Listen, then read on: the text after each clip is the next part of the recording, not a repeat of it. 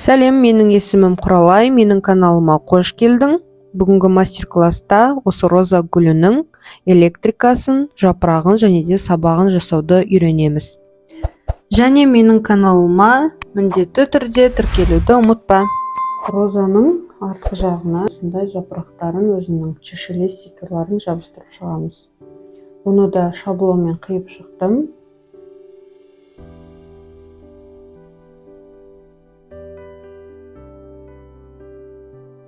Сосын бұны қазір қыздырып, мынандай форма келтіреміз. Ол үшін бізге осындай тағы да шар керек болады. Изолонды қыздырып алдында осылай шарға осылай тартамыз. Тартып бас жағын осылай қайырып ұстап тұрамыз.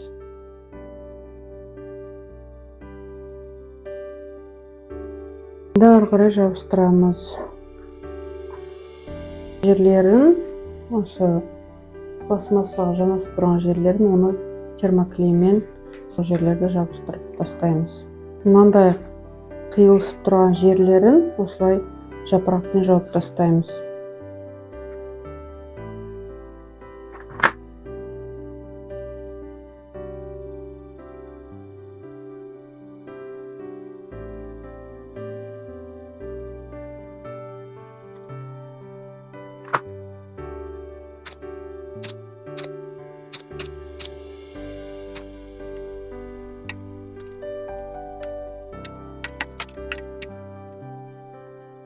Осындай болып шығады міне.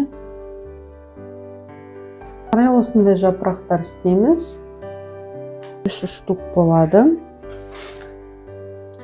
Осындай сым темір керек болады жіңішке. Және де арт жағын осылай жабыстыру үшін осындай полоска изолон керек болады жасыл. Және де шаблонмен қиып алған осындай жасыл жапырақ.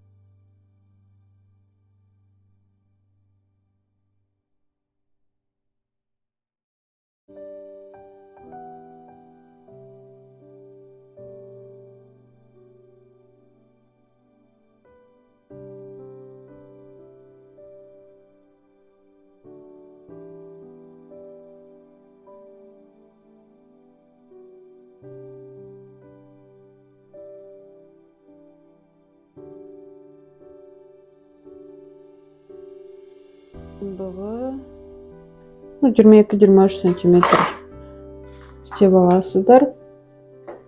Осылай бірінші клейді жағып шығамын.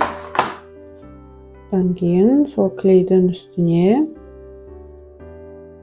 сым темірімізді жабыстырамыз. Кішкене жабысқаннан кейін осы артын осымен жабамыз. Бұған да клей жағып шығамыз.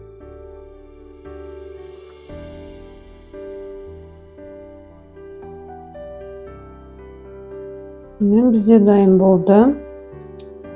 Осылай қайыруға да болады майыстырып. Розаның астын жасау үшін бізге осындай металлопластиковая труба керек болады. Ұзындығы примерно 1 метр немесе 90 сантиметр ғып алуыңызға болады. Енді осылай қайырамыз. Осылай қайырасыздар да.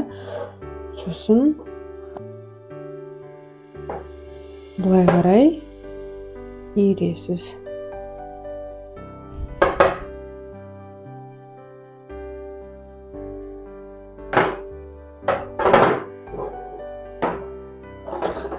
Осындай болып шығады. Бұны сыртын изолонмен қаптауға болады, немесе тейп лентамен қаптауға болады. Және де термоусадочная труба деген болады. Осы арнайы осындай трубаларды қаптауға арналған, сонымен де қаптауға болады. Жапырақтарды орнатып аламыз. Ол үшін мен осындай изолентаның көмегімен орналастырамын. Және де мыналарым қатты ұзын болғандықтан оны қысқартып аламын. Осы жерлеріне примерно қоямыз жапырақты. Сосын изолентаның көмегімен біреу дайын болды. Осылай қарай қайырамыз. Сосын екіншісі мына жағына қарама қарсы осылай істеуге болады.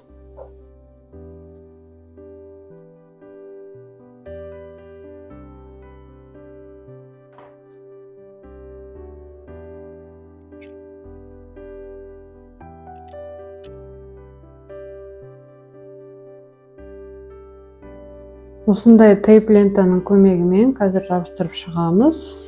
Осындай жасыл түсті. Мына жерінен тоқ өткіземіз, сондықтан осы жерін бір тесіп алу керек. Осылай тесіп алдық. Жабыстыру үшін суперклей немесе осындай ыстық желімді пайдаланамыз. Шетінен жағамыз осылай. Осылай шет жағынан орап бастаймыз.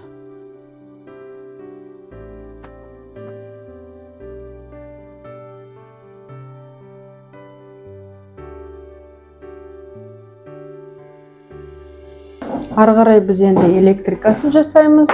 Ол үшін бізге патрон керек болады. E27 және де дайын осындай шнур с переключателем және де лампочка. Міндетті түрде осындай лампочка, себебі осы жәнегі кольцосынан осылай өтіп тұр.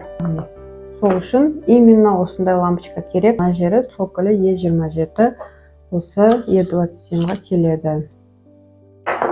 Осы немеге орнаттыру үшін бізге осындай темір керек болады. Темір осындай қуысымен міндетті түрде маған былай бұралып оңай өтеді.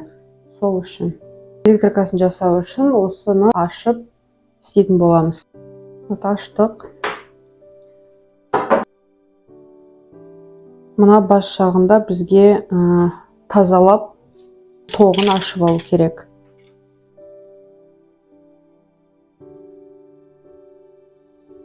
Жерінен бірінші тоқты өткіземіз.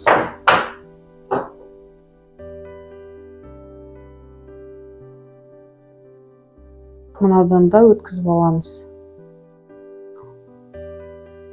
Өткіздік. Келесі, енді осы бас жағын дұрыстап отырып осылай деп аламыз да. Одан кейін міне мына тұрған тесіктерге аламыз осылай.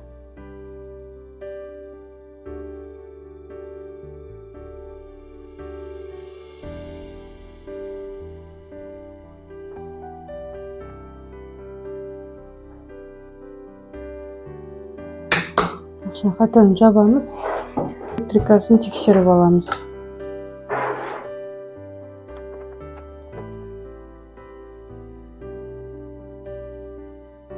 Жерін мықты ұстап тұру үшін клеймен бір-біріне клей жетеміз, немесе жерлерін изолентамен қалыңдатып осылай отырғызуға болады.